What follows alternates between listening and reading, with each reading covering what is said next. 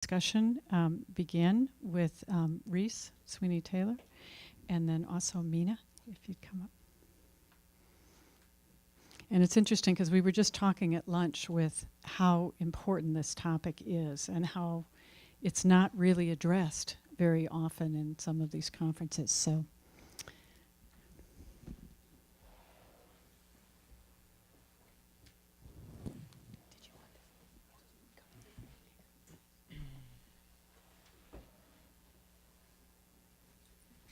So maybe the three of you could just start by saying a couple words about this from whatever spontaneous way you want, and then Gail, if you wanted to continue the conversation.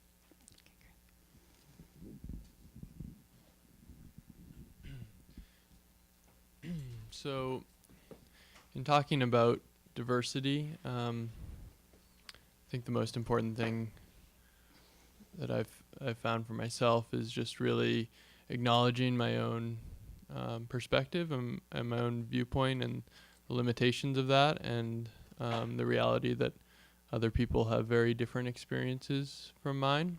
And so I grew up in a very white middle-class town in Massachusetts, and Oakland was one of my first urban experiences, and I found working with a lower income community in Oakland at Squash Drive, and what my experience really has been there is a sense of the barriers that I'm creating to connecting to populations that are different from mine, which was really a surprise to me, because I came in with assumptions that based on my own guilt and issues of privilege that I wouldn't be welcomed, or that there would be a lot of resistance. And what I found was just enormous warmth, openness certainly from the children that I was working with, and also from their parents. And so I began to realize that it was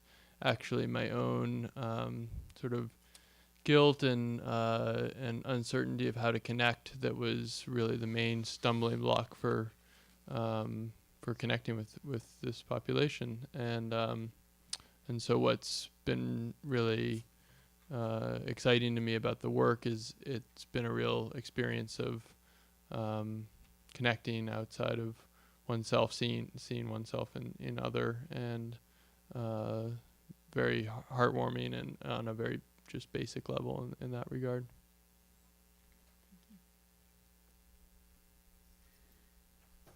So this past week, I just actually got in from Cincinnati last night, and I was there for a community schools conference. And in one of the discussions I was in, there was a school administrator who said that initiatives move at the speed of trust. And for me, that was worth like the exhausting trip to Cincinnati with a stopover in Charlotte, just to hear that. And when Thich Nhat Hanh was asked how he teaches differently depending on the populations he's working with, he shared that he first tries to really understand the suffering of the populations he's working with. And of course, in order to do that, there needs to be a lot of time and reflection done on us examining our own suffering, our own barriers that we keep up unknowingly and knowingly. And in Oakland, I have a really interesting experience of working in a district where there's a lot of need. And just to give you some basic stats on public education in California, 6 million kids are in public schools. A fifth of them live in poverty, and a third of them are black and brown. And I was just sharing with Joanne that during lunch that I was at one of our high schools a few weeks ago, and I was working with a teacher, a very well-intentioned, compassionate teacher who is white. And I noticed that some of the African-American boys in her classroom, weren't engaged. And I think she saw me noticing that. And she said, I really need strategies for how to engage these African American boys. And I looked at her and I said, you know, I don't really think it's about strategies. It's about creating a relationship. And so in order to create a real relationship, though, that really means that we have to embrace our own vulnerability.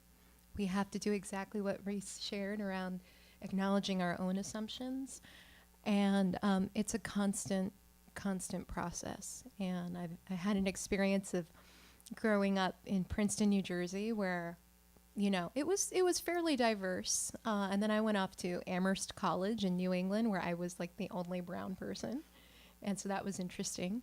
And then moving out to the Bay Area, and I'd spent some time living in Brazil, where people there thought I was Brazilian, and living in New York City, and then being in the Bay Area for grad school. And then going to India, where all of a sudden everyone looked like me, which was a totally new experience. You know, when you've grown up, aside from the time I spent in Brazil, really always looking different. And that was just part of my experience.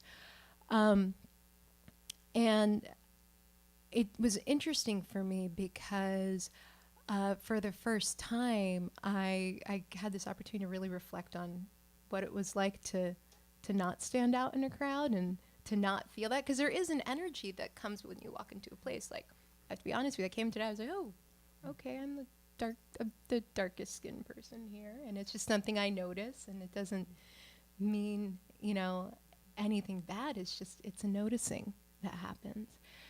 And the more and more I think we can just be honest with ourselves and the assumptions that come up, and do what we can to bring our whole authentic selves, and to really do our best to understand where people are coming from. I think the more powerful our work will be. So, thank you. I'm going to start the way I start my class. My name is Gail Young. I self-identify as a European American with Jewish, Ashkenazi Jew, and Hungarian Roma on my birth father's side, and English on my mother's side. I grew up in a lower socioeconomic group, but with a mother who had very upper class values, because that's how she was raised. I was raised in a blended family where there were different shades of color among stepbrothers and stepsisters. So I have a borderland, if you would have it, identity, and I recognize the white privilege. I have been a teacher and administrator for about 30 years, and have been thrown into administration roles that forced me to be special assistant to the Dean for Diversity, affirmative action liaison officer, co-founder, co-director of a Center for the Study of Intercultural Relations, associate dean for curriculum, and now I'm chair of a large, completely diverse communication department of 500 students. And my work for the entire time has always been with diverse populations. It started with a special program when I was a grad student, where we were helping Vietnam veterans make the bridge. I was 22 years old. I had to take my hair that was down to my waist, put it in a bun, put on a suit that didn't fit because I was nursing my baby. And I walked into this room, supposed to teach public speaking, to a room full of men, mostly Latino and African American. And as I walked up the row, I heard someone say, "You don't look old enough to be my baby sister, let alone my teach." So my milk came in, and here I was trying to hide my milk and my stand against the war. I completely disassociated, and I have no idea how the rest of that class went. But I came back the next day, and with jeans on and a T-shirt, which was the way you dressed in the 70s in LA, and my hair down, and I put the chairs in a circle, and I realized I needed to find out who they were before I could even begin to teach. And that has been the experience that has helped me with my classes since 1978 at Cal State East Bay. And my goal through all of my teaching has been to try, I'm a communications professor. That means establish a commonness of meaning, not a commonness of agreement, but a commonness of meaning. How do you do that across differences? And so I've tried every pedagogy, and I've made every mistake, including one time realizing that I was actually increasing racism by putting them in groups to work with each other without giving them any practice for what was going on in their minds. So little by little, the goals became how to listen, how to inquire, how to perspective take, how to know the knowledge of the history, in this case the United States, but it could be any country, and how to speak up for equity and inclusion.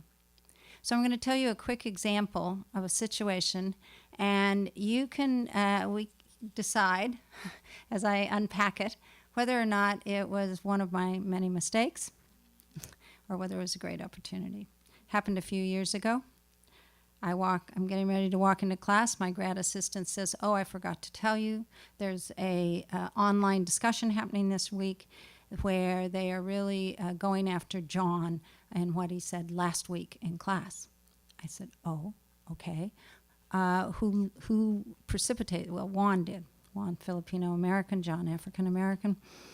And I said, "So what was going on?" They said, "Well, they didn't like the way John talked about whites and about other races." I said, "Okay." I said, "Was John part of the online dialogue?" "No." What was the ethnicity of the students who did participate?" She said, "Mostly white." And that meant maybe 5 or 6 in my diverse classroom of 40. So I thought, okay, we start every class in a horseshoe. We sit in a horseshoe, and we start with the mindfulness, not dissimilar to the one I led you in this morning. I thought, okay, I'll just pull it together and get them to feel into what happened over the week, because everybody had access to the online dialogue.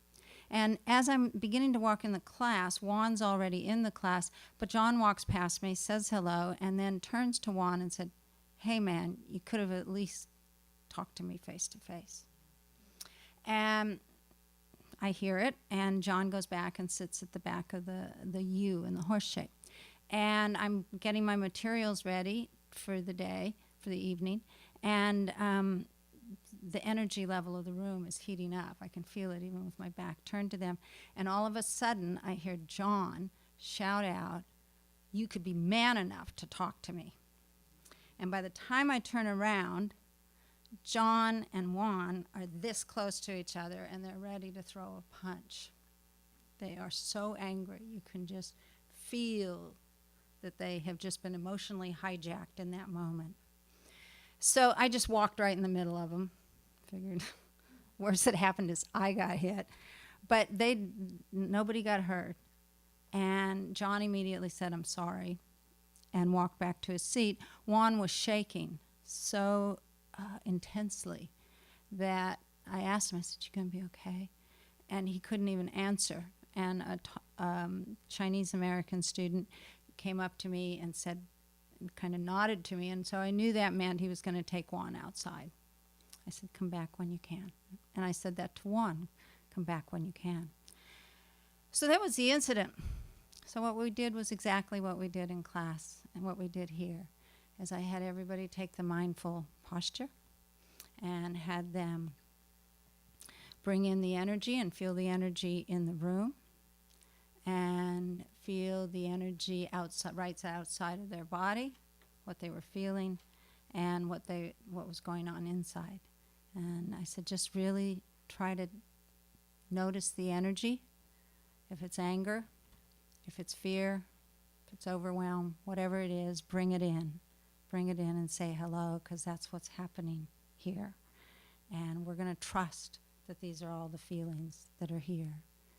And so I gave them time to do that, and then asked them to, what was a question they had of that situation?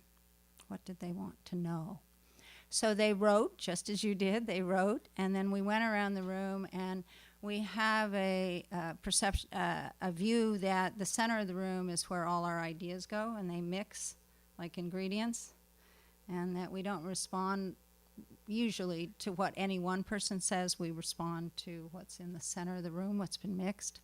And so they did that, and they entered their questions, and Juan and Lou had come back into the room, and they had just sat and did the exercise.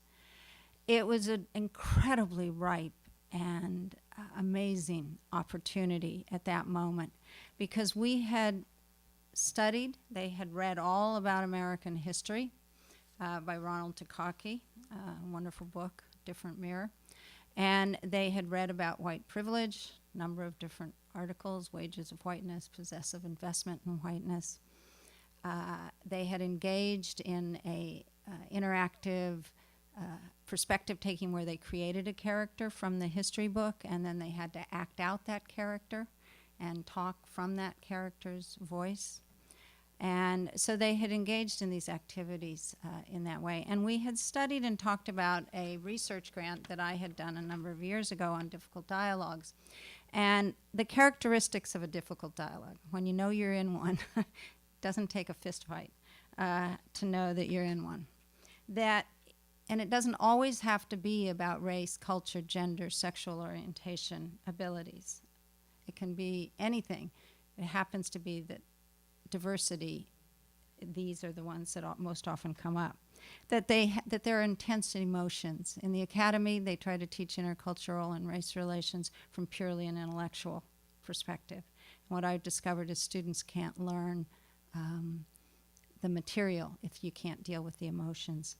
That it spotlights you as a teacher or a leader or a director immediately. That who you are in terms of your gender, your identified ethnicity, you're highlighted. Whatever degrees you have, whatever, it doesn't matter. It all goes away. The spotlight is on you.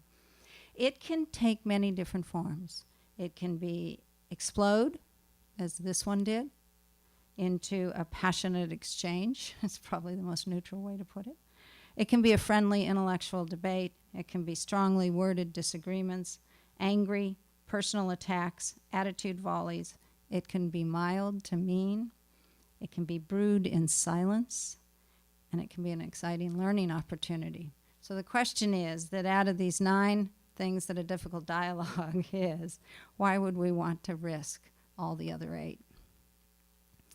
And the reason is because it's our karma.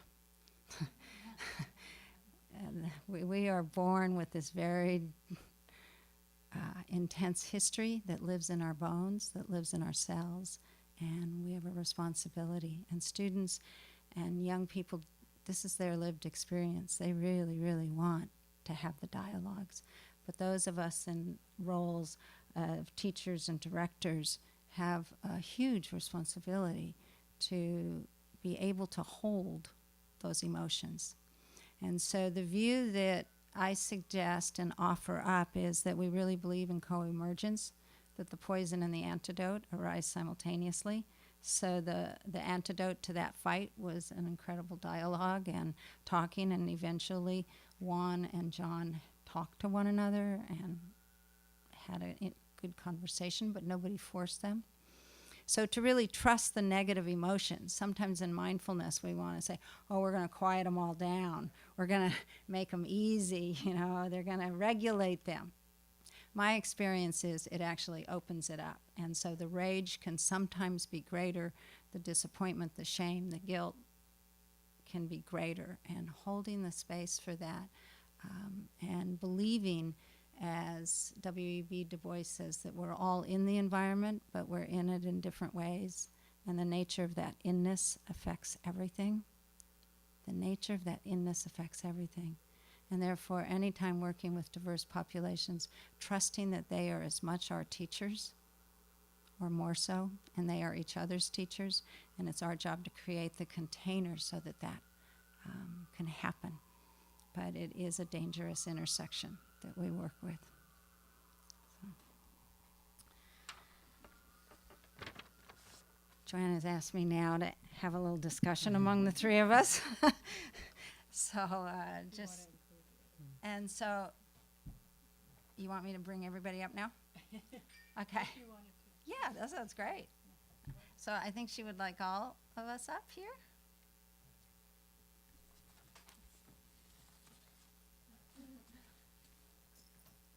Thank you.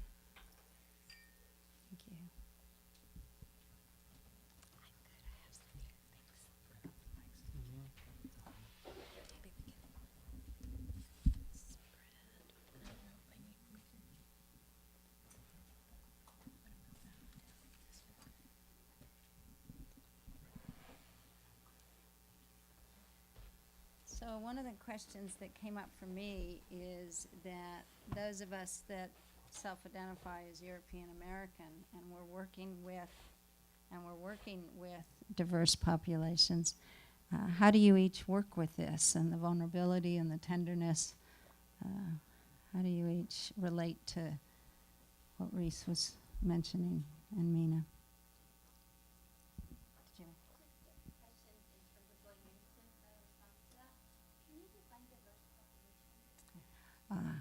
Well, I think that's a question we could all. I know for myself, I say that we're diverse in any differences that matter to us.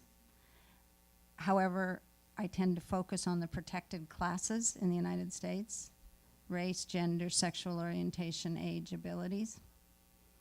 And so for me, that's that's how I define it. But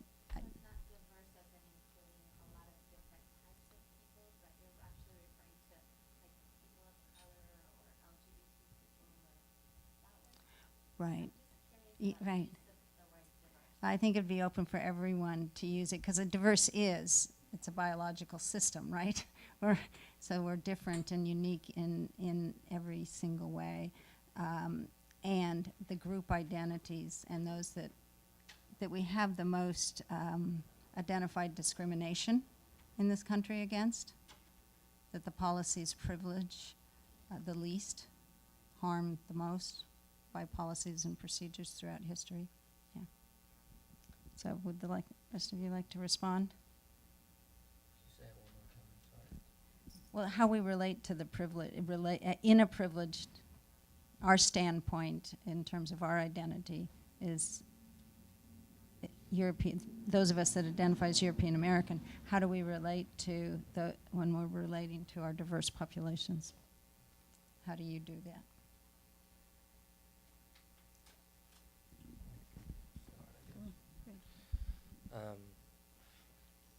Is this on? Oh, okay.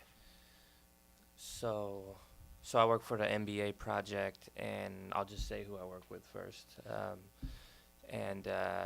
We work with high-risk youth and mostly incarcerated youth. So it's, depending on the program site, it's anywhere from 50 or 60% African American, or 50 or 60% Latino, and then the rest, it's mostly young people of color, mostly young men, but also young women as well, and a portion of them also identify as the LGBT community, and I do identify as European American. That's who I am. I just learned recently that my mom's ancestry line is from somewhere in the Austrian-Hungarian Empire. Somebody was like, that's a really big place. So anyways, it definitely, I grew up in Berkeley, California, which is a very diverse place, but it's also more isolated than what a lot of people think. There's still upper class, lower class, middle class. You can still see where most of the white people live and where most of the people of color live. And I went through the Berkeley public schools, and it was a great education, but at the same time, it's still very segregated in some senses.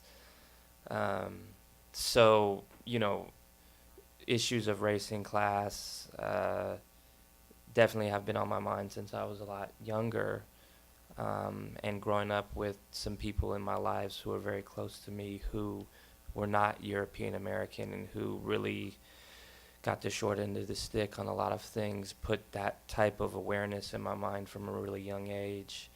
And when I work with young people now, it's kind of like what Reese was saying a little bit. I make it a practice to be aware of the different layers of privilege that I know about and open to the different layers of privilege that I may not know about, because, you know, I don't know what I don't know, and it's a beautiful practice to do what Gail said and look at the young people as teachers, not just in the area of diversity, but of course that being one of them, and I really view them as Buddhas, you know, as people that can wake up, and so when I'm with them, I bring that sense of openness and that sense of vulnerability, the ability to talk about my own experience, the ability to talk about, you know, what does it feel like right now? You know, your white therapist cares about you. What's that like? Let's unpack that. Let's talk. Let's have a real conversation. So that's how I approach it, with a lot of authenticity, a lot of vulnerability, and a lot of humbleness as well.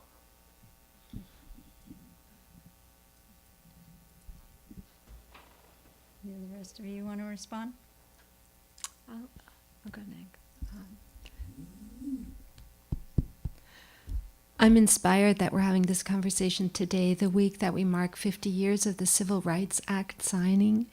And I woke up this morning thinking about where we've fallen short with that promise, that there's still painful disproportion in opportunity in living, and its quality of life, not just opportunity, but real life in income and in graduation rates, which moves us all who are in education, as well as the staggering disproportion in incarceration rates. And we all know and have to every day really put that hand around the thistle, that those of us who have white skin have advantage over those of us who don't, and that we have not yet been able to change that in these last 50 years.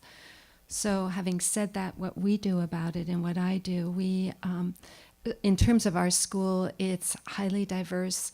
It's 30% African American, 30% Latino, 15% Southeast Asian, and 15% Caucasian, and 73% now in poverty. But the other 23% is high wealth, our families that want public urban Waldorf education and are seeking the diversity as well as Waldorf, which means that we have another invisible difference, which is in some ways even more profound because it brings all kinds of other different stages of privilege and lack of privilege.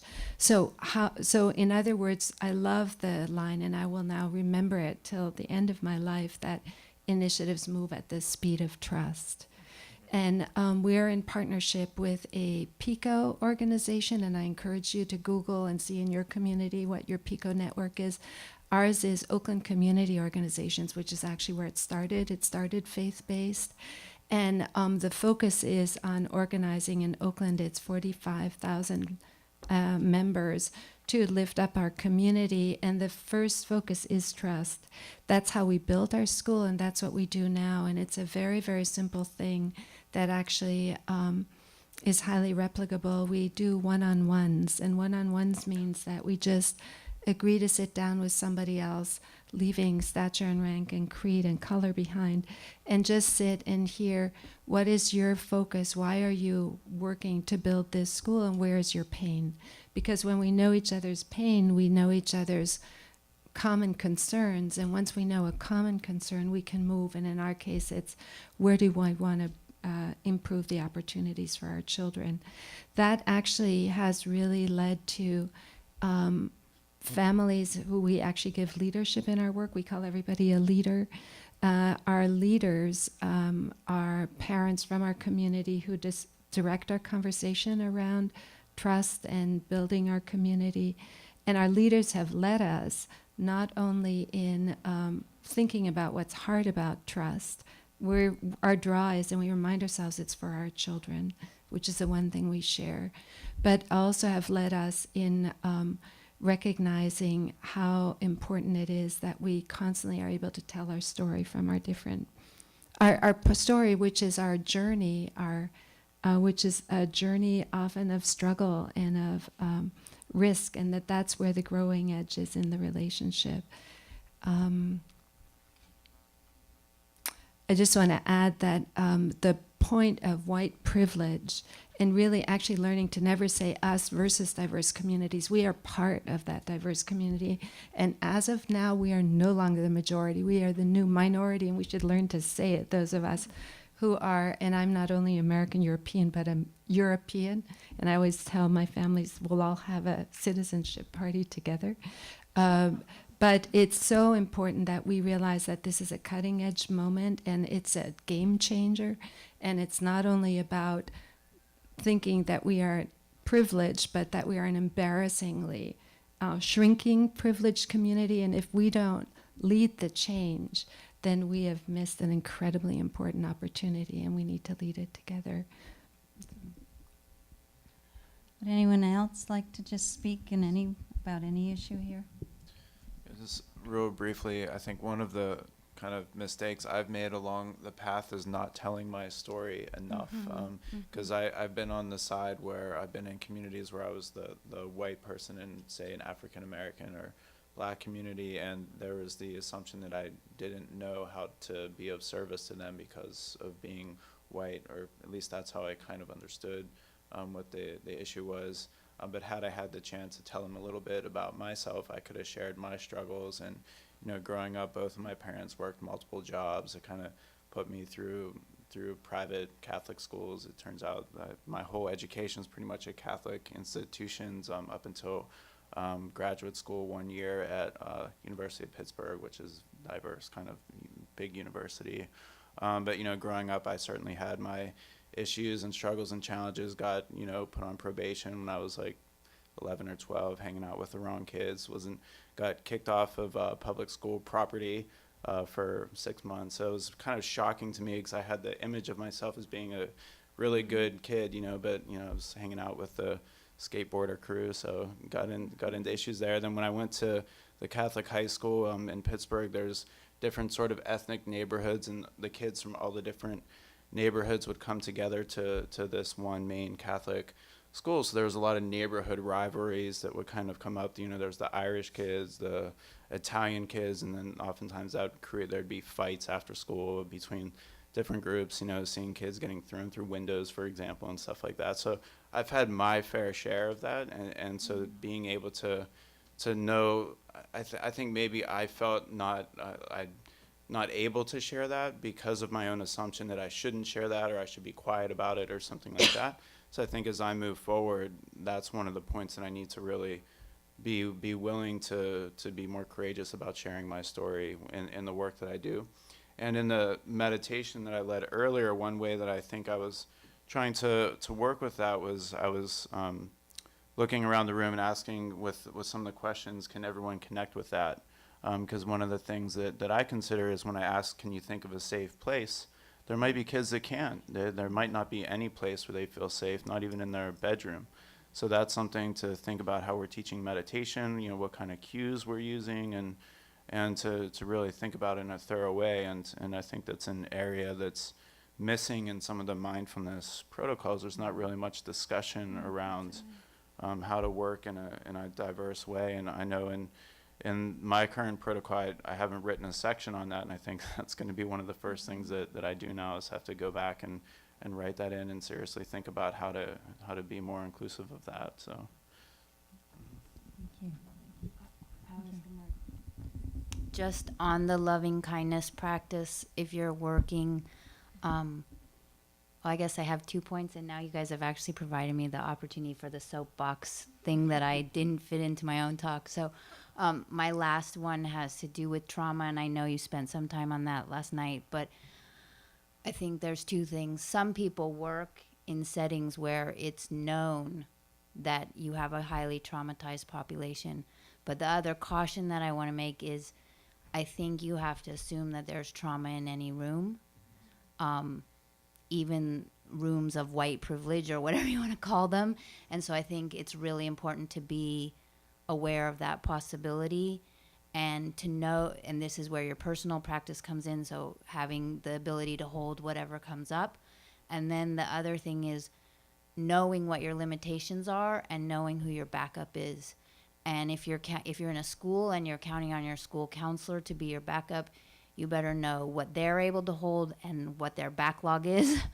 But you want, a school counselor, an outside counselor that's affordable to whoever you're going to refer, and probably a psychiatrist that you can refer to. Those are all important things to have. And then in terms of just modifying the loving kindness a little bit, when you're starting to introduce loving kindness, especially in traumatized populations, it's really helpful to say, think of someone you saw today or a pleasant moment today or within the week, because it really decreases your risk of them bringing up the first memory is someone who is incarcerated, dead, or has just disappeared from their lives. It's also really, really powerful for them to eventually know that they can use this practice for people who aren't in their lives anymore. But when you're first introducing the practice, and especially if they, I personally don't introduce loving kindness until they have a grounding in watching their thoughts and being with their feelings, because it can be very intense. But you also want to make that first experience workable for them, and then they can move on to, the dad who's not there or whatever it is. But in those populations, you want to restrict it so that their first experience doesn't overwhelm them. Want to say anything? I had an interesting experience a few weeks ago doing a parent engagement. So we've been really lucky to have done some social emotional learning work with the parent community, and it was exciting because our first one was entirely parents of color, and we had a simultaneous translation, and exciting that this is happening in Oakland. And a few weeks ago, I was leading a parent engagement on social emotional learning, and it was a huge learning opportunity for me. It was again with a group of parents of color from the district, and a group that were really upset and very vocal about their thoughts on how some teachers were racist and what is social emotional learning doing about this. And in that moment, I was so thankful for my own mindfulness practice, because it really enabled me to pause and try to look more deeply at where they're coming from. And it was a moment where I went to an authentic space and I just said, do you know why I'm doing this work? Because I believe in the revolutionary power of love. And there's a lot of people in this world who have power, and they don't look like they don't look like our population in Oakland. And this work that we're doing is about empowerment. Is really this what I believe. That this work around being able to self-regulate, being able to make better choices, is around empowerment. And I think in sharing that and kind of going to a place that I honestly never thought I would go in a parent engagement, enabled these really angry parents to see that we were on, we're all here for the same reason. So I would encourage you that in those moments where you're having a difficult conversation, to I'm going to steal from Sam, skillfully self-disclose, which if you know about his work, it's a great teaching. Because I think there's a real power that can come when people see that it's all about working in partnership with each other. So I just wanted to share that story. Thank you. The notion of building trust with the people we're working with, I know in my own work I find it's much easier in the classroom with mindfulness than it is in the academy with the administration.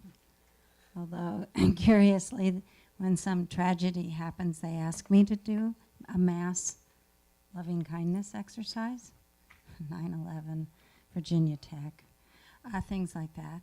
But they're not interested in mindfulness. The change makers in my academy are not interested in kind of in this deep way. And so I'm just curious about how resistant institutions that hold so much power and how we build trust to help the change makers that have the power in big institutions make those changes. Any ideas? Well, I just wanted to share that one of the ways in which we're trying to go about our work in Oakland is holding the stance of humble inquiry. And I don't know if any of you are familiar with Shine's work, Edgar Schein, but it's been really helpful for me to, and the whole idea around humble inquiry is to build relationship, but building it from a place of not knowing, and of constantly being in that place of learning and not knowing and sharing that you're coming from this space of inquiry. So that's very different from going in and being the expert. Like, I'm this SEL, I'm the social emotional learning expert. And that, it's been really helpful for me in building relationships to just come in and, I'm here to be a thought partner, here to learn from you, and really coming at it from this space of humble inquiry. Sam, you mentioned last night about opening up the clientele you work with and then having to deal with the institution, the whole juvenile justice institution. How do you walk that line?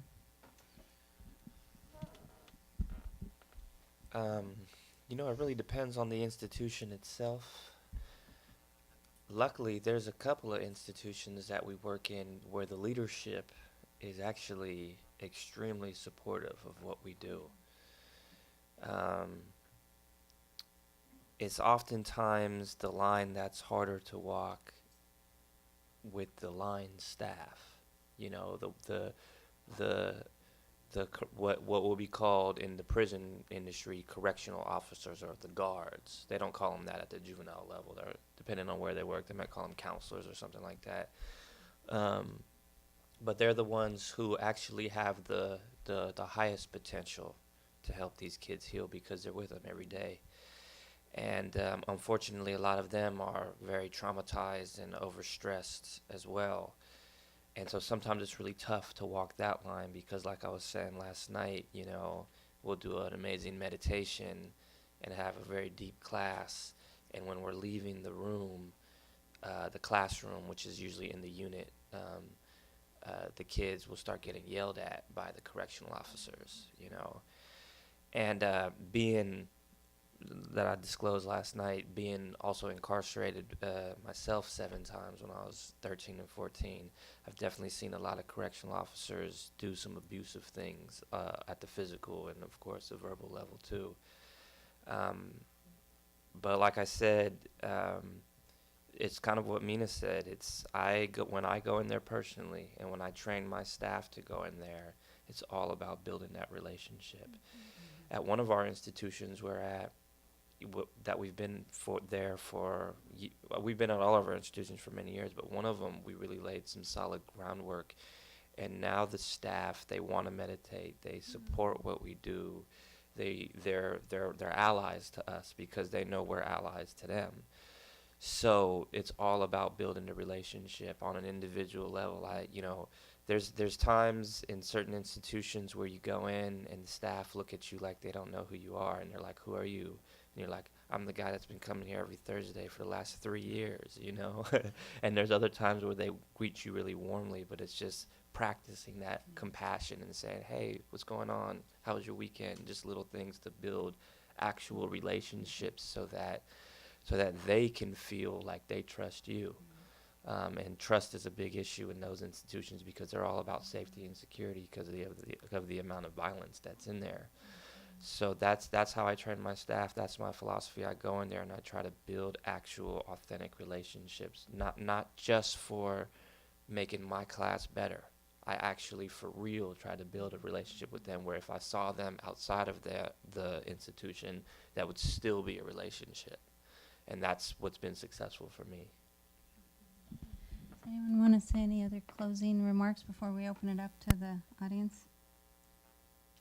I just wanted to add briefly, I mean, we're a charter school, so we're not yet in the system, but we spend a lot of time building relationships, meeting with school board members as well as fellow teachers and fellow principals, and always invite them, first of all, to hear what's most important to them, but then having them come and spend time in our class with the kids playing recorder or reciting a verse or doing some artistic work or doing mindfulness work so that they actually are able to benefit. Anybody else? I guess the one last thing I'd like to say in closing is that those of us that do diversity work, I believe, have a real responsibility to try to become as multiculturally competent as possible, which it'll never happen in our lifetimes. But to keep trying and to learn as much as we can about the history and sociological and political situations in the past and in the present about the different populations that we're working with. We can do that by reading scholarly books. We can do that by reading fiction by and about. We can do that by watching movies by and about. There are lots of ways that we can work on increasing our own basic, what they call in my discipline, intercultural competencies, our own knowledge level from that way. So I'd like to open it up to questions from the group.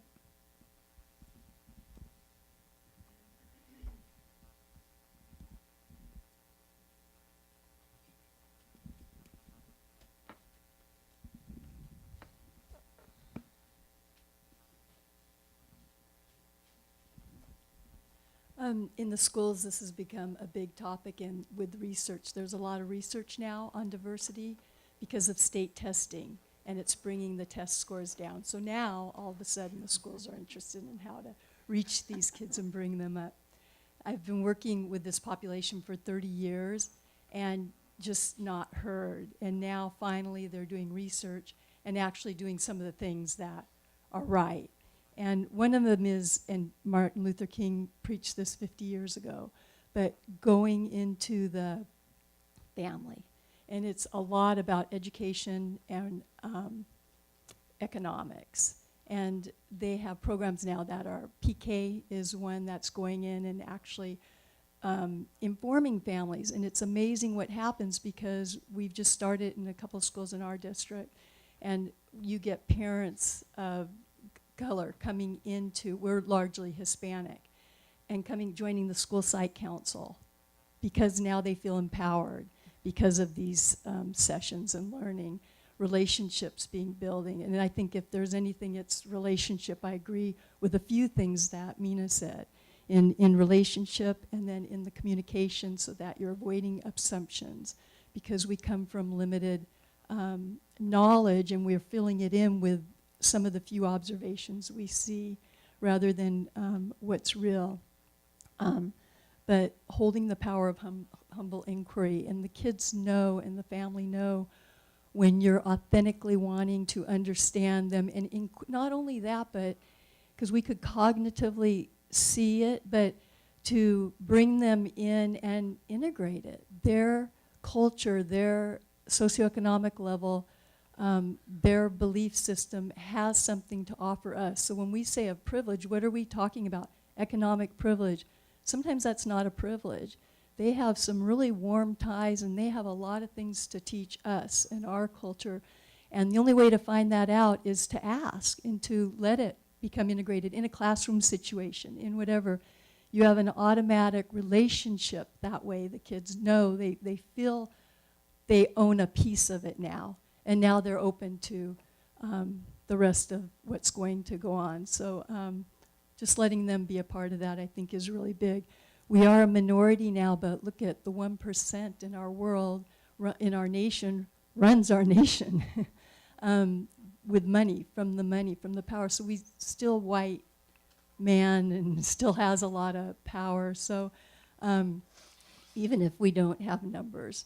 And then also I found in the mindfulness field, I actually, it's wonderful working with those with less in the social constructionism and more with an emotional ties, like with family and with the poverty. They've had to feel, they've had to go through certain things that I'm amazed at the wisdom that they offer versus those of more privilege or financial privilege. And I totally agree with Amy that we have to be careful with the grounding and how far taking them, because they're just assume there has been trauma, and giving them options of lowering the eyes. Other questions? Great.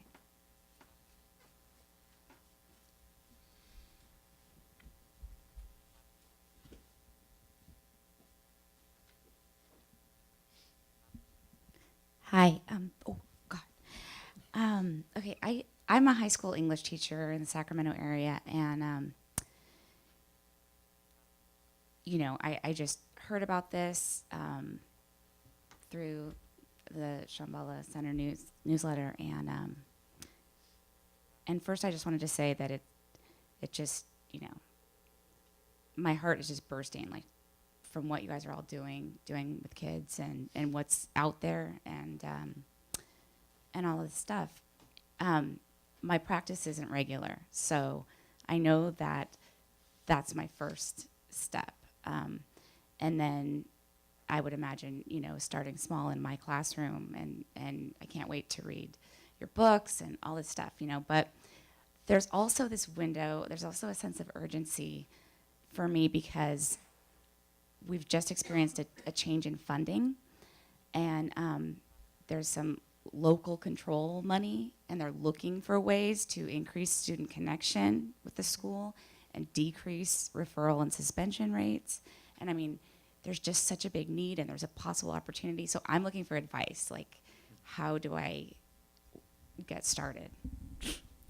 Apply for the funding Yeah. tomorrow, tonight.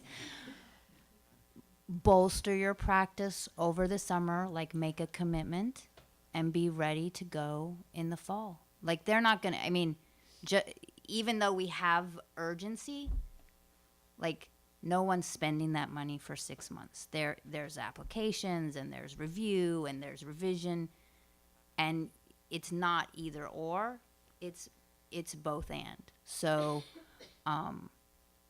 yeah, like, do it, and then make sure you put your butt on the cushion. Thank you.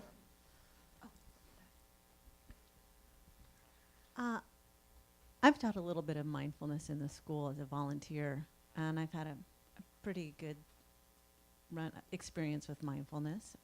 Of course, we are always working on it.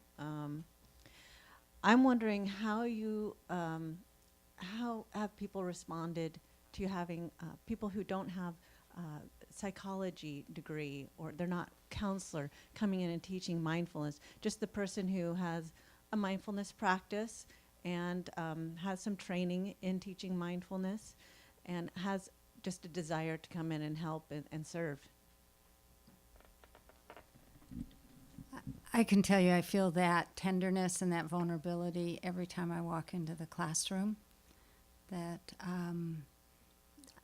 the mindfulness taps into deep emotional feelings, some of them institutionalized, perpetrated traumas, and they've worked really hard to leave their emotions at the door to get an education, because higher education, the academy, I find is not a place that exploring emotions is fully accepted in anything other than the psychology department. So those of us that are not psychologists, I'm just quite aware, and I do have a relationship with the counseling center, and I do tap back with students and check in with students when I sense that something's going on, and pay special attention. And yeah, so it's never comfortable, it's always a vulnerable, tender place. Do the administrators at these schools, particularly public, though, do they have a requirement for the people who are coming in to teach mindfulness to have a certain degree or a level of teaching? How open are they or closed are they in the experience that they want? Well, I would just say that, it really varies.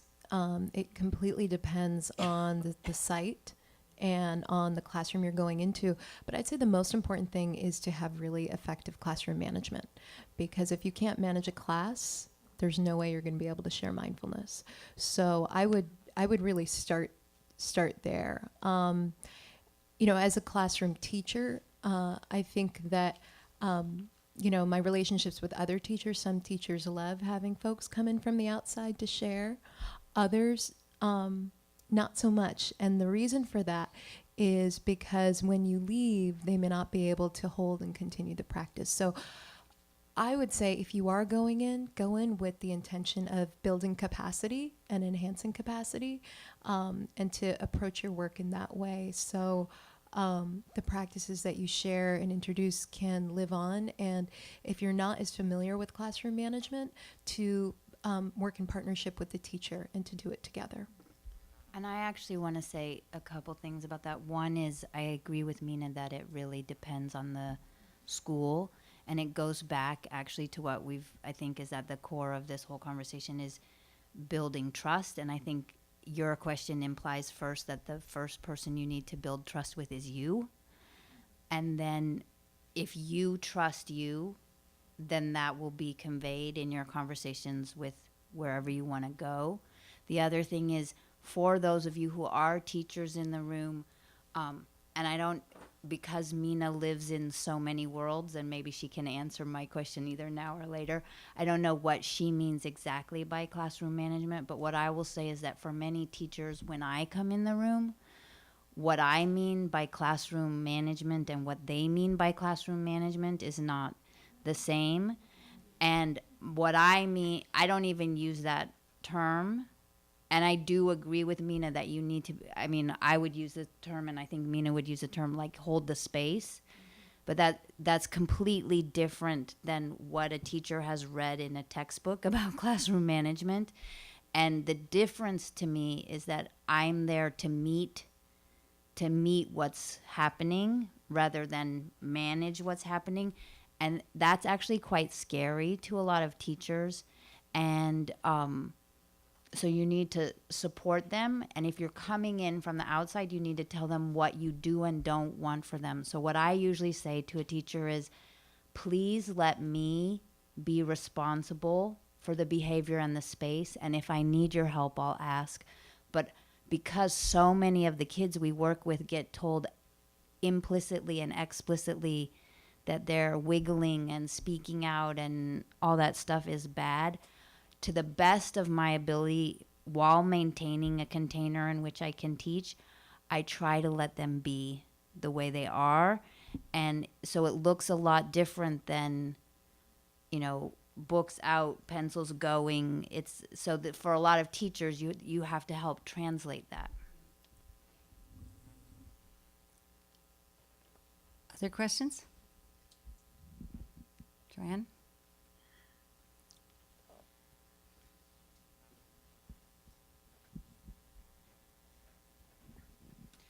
This is a huge topic, but gets to exactly what you were both just talking about with classroom management, which is more and more, as we're seeing the popularity of mindfulness being taught in the classrooms, I'm seeing more and more advertising of it being a behavior management tool. And it's really different than what we're talking about here.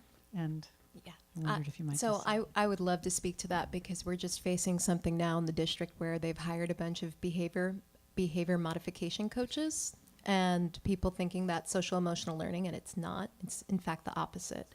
And social emotional learning, mindfulness, is about relationship. It's about exactly what Amy was talking about, meeting the students where they're at. And when I see the advertisements around around, you know, mindfulness will, you know, make your class function a lot smoother. You know, it's marketing, right? And I think all of us who are here really understand that, you know, mindfulness, this is about waking up, right? This is about, it's about walking this path that is limitless. And in teaching that, you know, that involves being vulnerable. It involves, you know, not having control. And that is really scary for a lot of teachers. But ultimately that's really where we need to go if we're truly to be educating, right? So if anyone would like any more clarification around this, you can email me. But social emotional learning and mindfulness is not behavior management. It's not behavior modification. It's about empowerment, and it's about authenticity. And I think, you know, as mindfulness is becoming more and more popular, both Amy and I, and actually where I met Joanne was at a gathering for Northern California mindfulness-based stress reduction teachers. And I forget if it was John or Saki, but they were talking a lot around integrity and integrity to the practice. And what came up for me is, well, are we all really sure what the practice is? Like, what practice are we talking about, you know, when people are going into schools? So as mindfulness is becoming more popular, I think the more we can sort of check in and ask ourselves the questions of, you know, what are we doing and why are we doing it and how are we doing it, the more authentic our experience will be. And I would actually add that when there are difficult, scratchy, uncomfortable, messy situations that arise out of a mindfulness practice, that's a perfect opportunity, because that's what it's like when you go out of the classroom. Things don't go so smoothly. And so what we practice is you come back. That just like you come back to your breath, you go back to the interaction. You go back. If it was really messy and you don't, when you're ready, go back. And that to train them that when they walk out of the classroom, that doesn't mean that they're going to be always smooth and easy, that they're going to get hijacked, but come back. Thank you. And I just wanted to Nita, make one one last quick thing? addition, which actually goes back to yesterday's sessions, was it's not a one-time